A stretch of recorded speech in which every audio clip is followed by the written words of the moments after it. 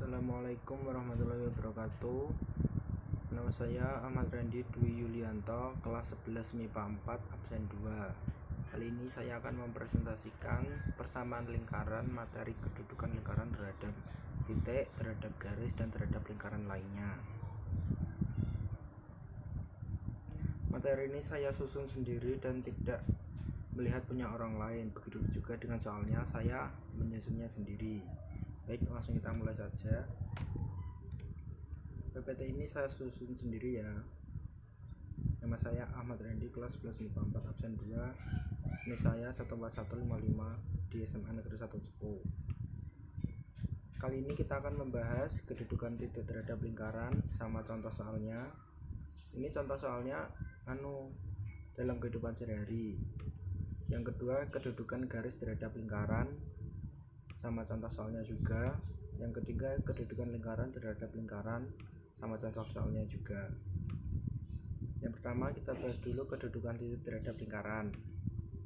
Jadi kedudukan suatu titik, misalkan titik itu x1, y1 terhadap lingkaran dapat ditentukan dengan cara-cara berikut. Yang pertama, mensubstitusikan titik tersebut ke dalam persamaan lingkaran. Yang kedua, membandingkan jarak antara titik tersebut dengan pusat lingkaran dengan jari-jari lingkaran. Kita bahas dulu yang cara mensubstitusikannya. Titik tersebut terletak di dalam lingkaran. Apabila disubstitusikan kepada persamaan lingkaran, mendapatkan hasil kurang dari R kuadrat untuk bentuk yang x1 kuadrat tambah y kuadrat kurang dari R kuadrat. Jika pusatnya itu 0,0, apabila disubstitusikan mendapatkan kurang dari R kuadrat, maka dapat dipastikan titik tersebut ada di dalam lingkaran. Yang kedua, apabila lingkarannya ada di persamaan lingkarannya bentuknya x1, a kuadrat ditambah y1 min b kuadrat kurang dari R. Nah, apabila disubstitusikan, maka apabila hasilnya R kuadrat, maka titiknya ada di dalam lingkaran.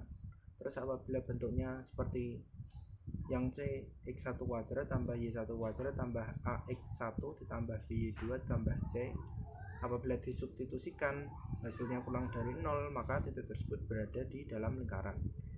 Terus yang terletak pada lingkaran, maksudnya titiknya berada tepat di garis lingkaran tepitnya itu. Kalau disubstitusikan itu, kalau pusatnya 0,0, titiknya disubstitusikan ke dalam persamaan akan menghasilkan sama dengan R kuadratnya. Itu titiknya tepat di tepi lingkaran, tepat pada lingkaran maksudnya. Terus yang kedua, apabila bentuknya yang seperti B atau pusatnya tidak di 0,0 atau pusatnya di lain, itu hasilnya sama dengan R juga.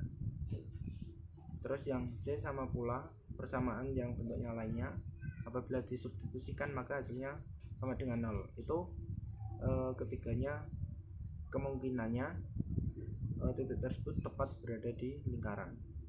Terus yang ketiga, apabila titiknya terletak di luar lingkaran, disubstitusikan akan lebih dari 0 ya, seperti sebelumnya. Namun yang terletak di luar lingkaran hasilnya akan lebih dari R kuadrat apabila bentuknya seperti A dan B atau pusatnya di 0,0 atau A, B. Kalau persamaan bentuknya seperti C, itu juga lebih dari 0. Artinya semua titik terletak di luar lingkaran. Cara mengingatnya cukup mudah. Jika terletak di dalam lingkaran maka kurang dari 0 atau negatif. Kalau tepat pada lingkaran artinya 0. Kalau lebih dari 0 itu terletak di luar lingkaran. Kotak fungsinya seperti saja. Terus yang cara kedua, dengan cara membandingkan jarak antara titik x1, y1 atau titik yang ditanyakan terhadap pusat lingkaran dengan jari-jari lingkaran. Maksudnya gimana? Misalkan kita kan punya titik lingkaran, titik pusatnya A, B, katakanlah itu titik P. Kita harus membandingkan dengan jarak D, katakanlah D itu jarak titik tadi dengan titik pusat.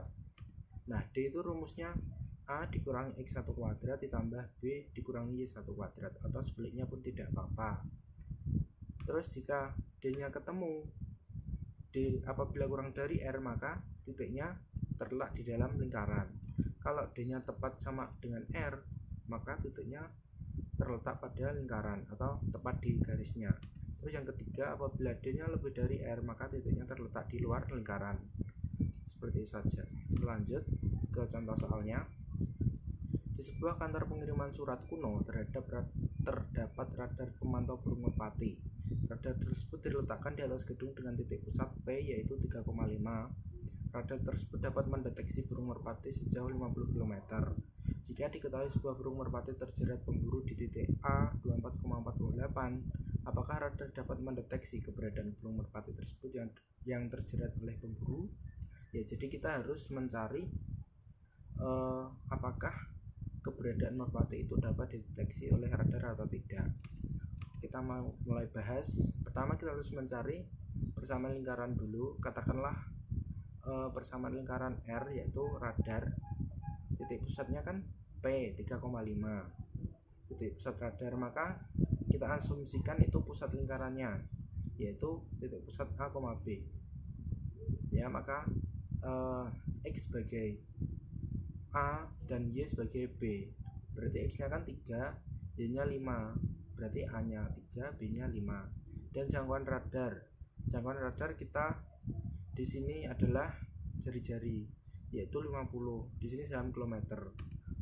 Maka dalam bentuk umum persamaan lingkaran yaitu X dikurangi A kuadrat tambah Y dikurangi B kuadrat sama dengan R kuadrat. Kita masukkan apa yang kita ketahui tadi yaitu jadi seperti ini. Lalu yang ruas kanan kita kuadratkan 50 kuadrat yaitu 2500. Lalu kita mensubstitusikan titik merpati berada yaitu di titik 24,48 pada persamaan lingkaran yang kita dapatkan tadi. Ya. X nya diganti 24 dan Y nya diganti dengan 48. Terus kita kurangkan 24 kurangi 3 kan 21, 48 kurangi 5 43. Lalu kita kuadratkan 21 kuadrat 441, 43 itu 1849 sama dengan 2500. Lalu kita jumlahkan mendapat 2290 sama dengan 2500. Nah, di sini kita akan membandingkan 2290 itu kan kurang dari 2500. Maka kita bisa menentukan titik merpati. Setelah mensubstitusikannya pada persamaan lingkaran tadi, didapat bahwa 2290 kan kurang dari 2500. Maka titik A yaitu 24,48 berada di dalam lingkaran. Karena sesuai konsep sebelumnya tadi, apabila kurang dari R maka berada di dalam lingkaran. Jadi dapat dipastikan merpati tersebut berada pada jangkauan deteksi radar kantor pos. Langsung lanjut ke pembahasan yang kedua. Soalnya sama, namun ini pembahasannya dengan cara yang lain, dengan cara yang kedua tadi. Dari pembahasan satu kan kita tahu bahwa persamaan lingkarannya yaitu ini, dan lalu kita pakai cara yang membandingkan jarak titik merpati berada yaitu A dengan jangkauan radar yaitu jari-jari lingkaran terhadap pusat radarnya kan tadi 3,5.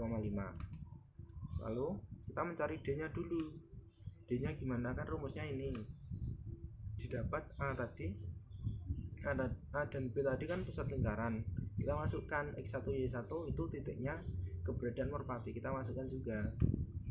Menjadi 3 kurangi 24 negatif 21 dikuadratkan, lalu 5 kurangi 48 yaitu negatif 43 dikuadratkan. Lalu dikuadratkan menghasilkan 441 ditambah 1849. Kita jumlahkan hasilnya akar 2290. Berapa? Sekitar 47,85. Jadi jarak titik merpati dengan pusat radar adalah 47,85 km. Lalu kita membandingkan jarak titik merpati dengan jangkauan radar terhadap pusat. Nah, apabila D-nya kurang dari 0 maka terdapat di dalam lingkaran. Apabila sama dengan kalau D-nya kurang dari R maka D atau titik tadi berada di dalam lingkaran. Kalau sama dengan R berarti tepat di lingkaran. Kalau lebih dari R, D-nya tidak dapat terdapat di luar lingkaran atau tidak ada di dalam lingkaran. Nah, karena di sini kurang, maka titik yang tadi 24,48 titiknya merpati berada di dalam lingkaran. Maka titik merpati berada di dalam lingkaran, dalam jangkauan radar. Langsung kita masuk ke materi kedua, yaitu kedudukan garis terhadap lingkaran. Jadi kedudukan garis L terhadap lingkaran L menyatakan posisi sebuah garis lurus dengan persamaan px kuadrat ditambah qy ditambah dengan persamaan px ditambah qy ditambah r sama dengan 0 terhadap suatu lingkaran dapat ditentukan dengan cara sebagai berikut. Yang pertama, mensubstitusikan persamaan garis L yang tadi, yang px tambah qy tambah r sama dengan 0 ke dalam persamaan lingkaran. Nah, habis kita substitusikan, kita akan mendapat persamaan kuadrat bentuknya ax kuadrat tambah bx tambah c sama dengan 0. Lalu kita menghitung nilai d nya atau diskriminannya, yaitu b kuadrat dikurangi 4ac.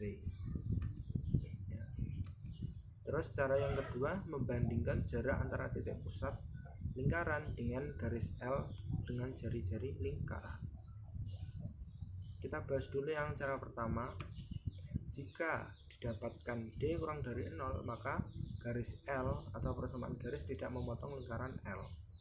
Apabila diskriminannya sama dengan 0, garis L menyinggung lingkaran L, jadi hanya memotong di satu titik. Terus jika D nya lebih dari 0, garis L memotong lingkaran di dua titik gitu. Terus yang ini, misalkan titik pusat lingkaran adalah P, yaitu A, B, dan D adalah jarak antara titik A x1, y1 dan titik P, A, B. Maka rumusnya D adalah AP ditambah BG ditambah R per akar P kuadrat ditambah Q kuadrat gitu. Kalau diselesaikan secara aljabar, D-nya kan ketemu. Lalu jika D kecil lebih dari L, maka garis L tidak memotong lingkaran. Apabila D-nya sama dengan R, garis L menyinggung lingkaran L. Apabila D-nya kurang dari R, maka garis L memotong lingkaran L di dua titik. Seperti itu. Kita lanjutkan ke contoh aplikasi soal kedudukan garisnya. Seekor semut mula-mula berada di titik A, yaitu 16,2. Titiknya berada di lapangan yang berbentuk lingkaran yang dirumuskan sebagai x dikurangi 5 kuadrat ditambah y dikurangi 7 kuadrat sama dengan 81. Kemudian semut tersebut bergerak menuju titik B, yaitu 15,4 dan berhenti di sana. Apakah semut tersebut telah melewati lapangan? Kita mulai bahas. Bentuk umumnya persamaan lingkaran kan x dikurangi a kuadrat ditambah y dikurangi b kuadrat sama dengan r kuadrat. Berdasarkan persamaan itu, maka didapat a nya yaitu 5, b nya 7, dan r nya 9. Itu dikuadratkan, artinya diakarkan ya untuk mencari r. Dengan pusatnya a, b, maka pusatnya 5,7. Lalu mencari persamaan garis yang dilalui semut. Dengan semut kan tadi di titik A awalnya dan berakhir di titik B, yaitu 16,2 dan berakhir di 15,4. Kita cari menggunakan rumus persamaan garis, yaitu ini kita masukkan, katakanlah yang satu itu yang titik A, yang B itu titik kedua. Kita masukkan y2 nya 2, y1 nya 16, y1 nya 2 dan y2 nya 4, mohon maaf, x2 nya 15 dan x1 nya 16. Maka didapat y dikurangi 4 per min 2. Min 2 didapat dari 2 dikurangi 4 sama dengan x kurang 15 per 16 kurang 15. Langsung terus kita kalikan silang, yaitu y min 4 kali 1, satunya tidak perlu kita tulis, yang sampingnya min 2 dikali x kurang 15. Maka kita dapatkan y kurang 4 sama dengan negatif 2x ditambah 30. Lalu min 2x kita pindah ke ruas kiri menjadi plus ya. Lalu yang sebelah kiri tadi ditambah y dikurangi 4, lalu yang ruas kanan 30 nya juga ikut pindah yaitu menjadi min 30. Terus akhirnya menjadi 2x ditambah y dikurangi 34 sama dengan 0.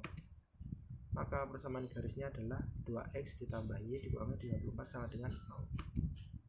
Nah, berdasarkan persamaan tersebut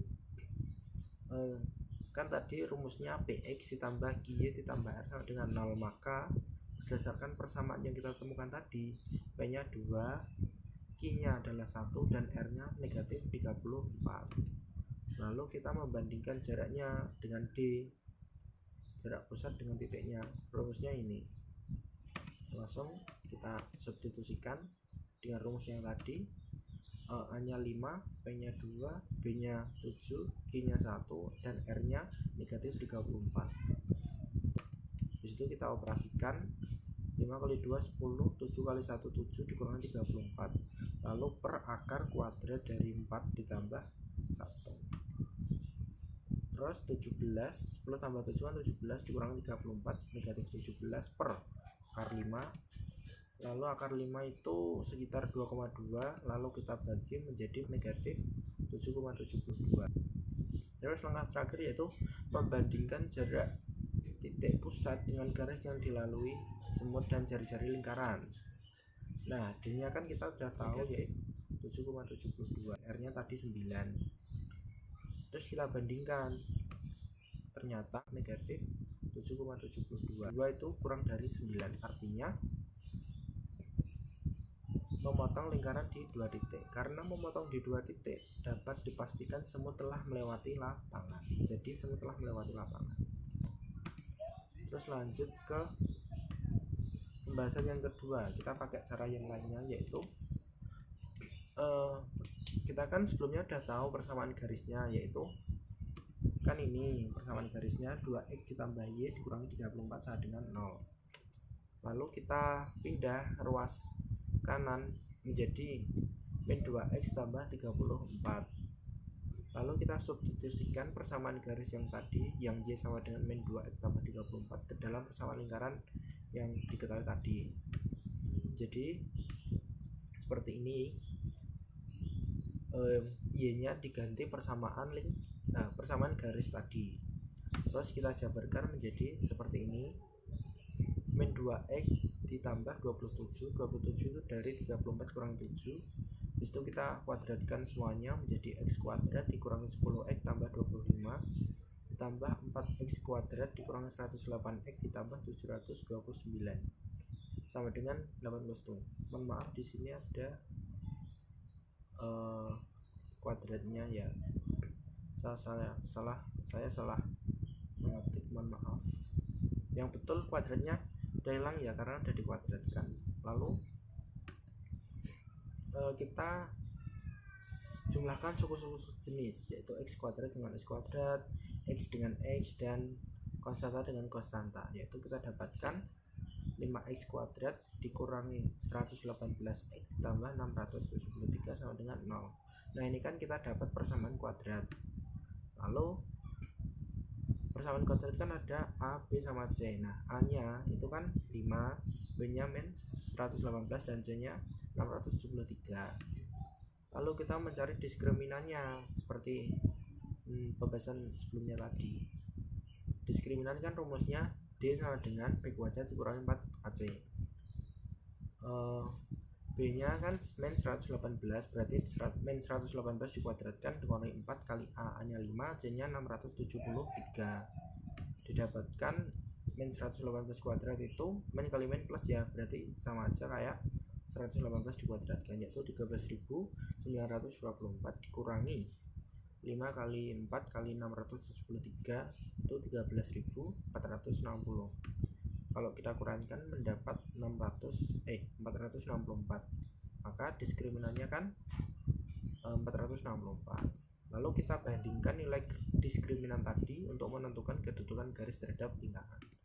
Karena D nya lebih dari 0, 464 kan lebih dari 0, maka garis yang dilalui memotong lingkaran di 2 titik. Maka dari itu dapat dipastikan semut telah melewati lapangan. Jadi semut telah melewati lapangan seperti itu. Dan yang ketiga, kedudukan lingkaran terhadap lingkaran. Materi yang ketiga, kedudukan lingkaran satu, katakan ini kan terhadap dua lingkaran ya. Katakanlah yang pertama lingkaran satu, yang kedua lingkaran dua, ditentukan dengan membandingkan jarak titik pusat kedua lingkaran dengan jumlah atau selisih jari-jari kedua lingkaran. Jika terdapat dua lingkaran, yaitu lingkaran L1 dengan pusat P dan jari-jari R besar, lalu ada lingkaran 2 dengan pusat Q dan jari-jari R kecil, dan di mana R besar lebih dari R kecil, maka dapat dipastikan beberapa kedudukan seperti yang pertama, L2 terletak di dalam L1 dengan P dan Q berhimpit, maka syaratnya PQ adalah 0. Kondisi ini dinamakan konsentris atau sepusat, atau digambarkan seperti ini ya. Jadi kedua lingkaran itu memiliki pusat yang sama dengan lingkaran kedua yang berada di dalam lingkaran yang lebih besar. Terus yang kedua, ini namanya kondisi tidak konsentris. Apabila lingkaran yang lebih kecil terletak di dalam lingkaran yang lebih besar dengan syarat jari-jari lingkaran kecil besarnya di antara jarak kedua pusat lingkaran dan jari-jari lingkaran besar, atau jarak kedua titik pusat lingkaran kurang dari jari-jari besar dikurangi jari-jari kecil lingkaran tersebut. Ini namanya kondisi tidak konsentris, atau diilustrasikan seperti ini. Jadi lingkaran kecilnya berada di dalam lingkaran besar, dan R kecilnya besarnya di antara jarak kedua pusat lingkaran, yaitu PQ, dan R besar atau jari-jari lingkaran satu atau lingkaran yang lebih besar. Terus yang ketiga, ini namanya kondisi bersinggungan di dalam. Syaratnya PQ sama dengan R besar dikurangi R. Jarak kedua pusat lingkaran sama dengan jari-jari lingkaran besar dikurangi jari-jari lingkaran kecil. Gambarnya seperti ini. Jadi bersinggungan di dalam seperti itu. Terus yang keempat namanya berpotongan, dengan syarat PQ di antara R besar dikurangi R kecil dan R besar ditambah R kecil. Ini berpotongan di dua titik. Gambarnya seperti ini ya. Jadi kedua lingkaran saling berpotongan, syaratnya seperti itu. Terus selanjutnya bersinggungan di luar, dengan syarat PQ atau jarak titik pusat kedua lingkaran sama dengan jari-jarinya dijumlahkan. Gambarnya seperti ini. Jadi bersinggungan namun salah satunya harus di luar gitu. Lalu yang keenam ada kondisi saling lepas, di mana jarak titik pusat kedua lingkaran itu lebih dari selisih dari jari-jari lingkaran besar dikurangi jari-jari lingkaran kecil. Diilustrasikan seperti ini. Jadi kedua lingkaran itu letaknya saling lepas, keberadaannya saling lepas dan tidak berhubungan. Terus selanjutnya nomor 7 yaitu saling tegak lurus, di mana jarak titik pusat kedua lingkaran jika dikuadratkan sama dengan jari-jari lingkaran besar dikuadratkan ditambah jari-jari lingkaran kecil dikuadratkan. Diilustrasikan seperti ini. Jadi membentuk seperti segitiga siku-siku. Terus yang terakhir yaitu L1 berpotongan dengan L2 tepat pada diameter salah satu lingkaran membagi dua bagian sama besar, yaitu diameter garis berwarna merah seperti ini. Ini garis berwarna merahnya. Syaratnya yaitu jarak titik pusat kedua lingkaran dikuadratkan sama dengan jarak jari-jari lingkaran besar dikuadratkan dikurangi jari-jari kecil dikuadratkan. Langsung kita masuk ke contoh aplikasi soal kedudukan lingkaran terhadap lingkaran.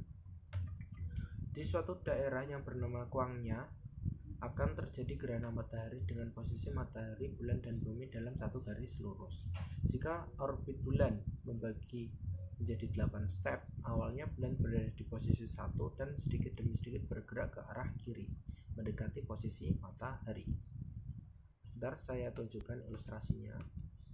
Katakanlah M ini matahari, lalu ini orbit bulannya, ini bumi ya yang di tengah, dan ini kita lanjutkan soalnya dulu. Maka setelah sampai di posisi 3, kan awalnya ada di sini di posisi 1, lalu bergerak ke 3 sedikit demi sedikit. Maka setelah sampai di posisi 3, apakah terjadi gerhana matahari? Jelaskan posisi bulan dan matahari jika dilihat dari sebelah kiri bumi. Secara matematis kita harus menjelaskannya. Katakanlah segitiga ungu ini adalah sudut pandang dari bumi. Artinya di sini orang itu melihat bulan seperti apa, apakah terjadi matahari atau tidak. Apabila matahari dirumuskan dengan x min 6 kuadrat tambah y min 2 kuadrat sama dengan 100, dan saat di posisi 3 bulan dirumuskan x ditambah 4 kuadrat ditambah y min 2 kuadrat sama dengan 4. Kita langsung kerjakan. Pertama kita harus mencari jari-jari dan titik pusat matahari dan bulan berdasarkan persamaannya, yaitu ini LM. Katakanlah persamaan lingkaran mewakili matahari, LM seperti itu, dan BU adalah persamaan lingkaran untuk bulan. Berdasarkan bentuk persamaan lingkaran yaitu ini yang pusatnya A, B, maka jika jari-jari matahari R besar maka R nya 10. Jadi harus diakarkan terlebih dahulu. Kalau di sana 100 berarti harus diakarkan akar 100 yaitu 10 dengan pusatnya A, B yaitu 6,2. Terus selanjutnya jari-jari matahari yaitu R, mohon maaf saya salah ini ya, harusnya jari-jari bulan. Katakanlah R kecil, maka R kecilnya yaitu 2, jadi juga harus diakarkan dulu dengan pusat min 4,2 seperti sebelumnya tadi. Terus kita mencari jarak antar titik pusat yaitu katakanlah AB, rumusnya ini XR. Katakanlah R itu punyanya matahari yang besar dan R kecil untuk bulan. Kita masukkan X untuk ini didapatkan dari titik pusatnya ya. XR kan berarti 6, X kecilnya berarti min 4 dikuadratkan, lalu YR nya, YR besar 2 dan YR kecil 2 juga. Nah terus kita jabarkan menjadi 6, itu kan min ketemu min menjadi plus, lalu dikuadratkan, terus yang belakangnya 2 dikurangi 2 kuadrat, 2 dikurangi 2 kan 0, terus dikuadratkan, 0 tidak perlu kita tulis. Selanjutnya kita jumlahkan 6 tambah 4 10, kita kuadratkan, kita makarkan, jadi nggak ngaruh, jadi AB nya itu 10. Jadi jarak antar titik pusat kedua lingkaran tersebut adalah 10 gitu. Selanjutnya kita membandingkan jarak AB yang 10 tadi dengan kedua lingkaran. Caranya yang pertama, AB sama dengan 0 itu tidak memenuhi. Karena apa? Karena kalau AB nya 0 artinya kedua lingkaran tersebut sepusat. Ini tidak sepusat karena bulan dan matahari punya pusat masing-masing, yaitu matahari 6,2 dan bulan 4,2. Terus yang kedua yaitu kondisi tidak konsentris, tidak memenuhi karena jari-jari lingkaran kecil berada di antara AB dan R. Jika kita masukkan kan menjadi 2 di antara 10 dan 10, kan tidak masuk akal gitu, jadi tidak memenuhi. Terus yang ketiga berpotongan di 2 titik, ini juga tidak memenuhi karena apabila kita masukkan kan menjadi 10 sama dengan 10 tambah 2, jadi 10 sama dengan 12, kan tidak ya, 10 sama dengan tidak sama dengan 12, artinya tidak memenuhi. Terus yang keempat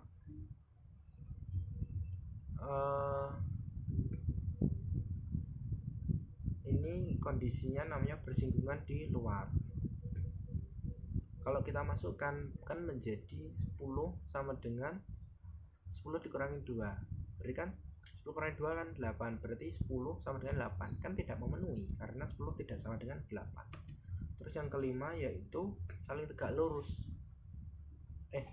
mohon maaf, saling lepas. Kalau kita masukkan yaitu menjadi 10 lebih dari 10 tambah 2. Kalau kita jumlahkan 10 lebih dari 12, kan tidak, 10 itu kurang dari 15. Selanjutnya yaitu saling tegak lurus ya. Kalau kita masukkan mohon maaf, AB kuadrat yaitu 100 sama dengan R kuadrat yaitu 100 juga ditambah R kecil kuadrat 4, jadi 100 sama dengan 104, kan tidak memenuhi tuh, berarti tidak memenuhi juga. Terus yang terakhir yaitu yang posisi tadi membagi 2 diameternya, kita masukkan AB kuadrat kan 100 sama dengan R besar kuadrat 100 juga dikurangi R kecil kuadrat 4, berarti kalau kita jumlahkan 100 sama dengan 96, kan tidak, 100 tidak sama dengan 96, maka tidak memenuhi. Terus yang terakhir ini memenuhi, yaitu karena bersinggungan di dalam, karena AB di antara R besar kurangi R kecil dan R besar ditambah R besar R kecil. Buktinya AB nya kan 10, terus R besarnya 10, R kecilnya 2, terus R besarnya 10 tambah R kecilnya 2, kita jumlahkan menjadi 8 kurang dari 10 kurang dari 12. Itu benar karena 10 di antara 8 dan 12. Itu adalah posisi berpotongan. Mohon maaf karena saya salah mengucapkan tadi ya. Oh ya, mohon maaf.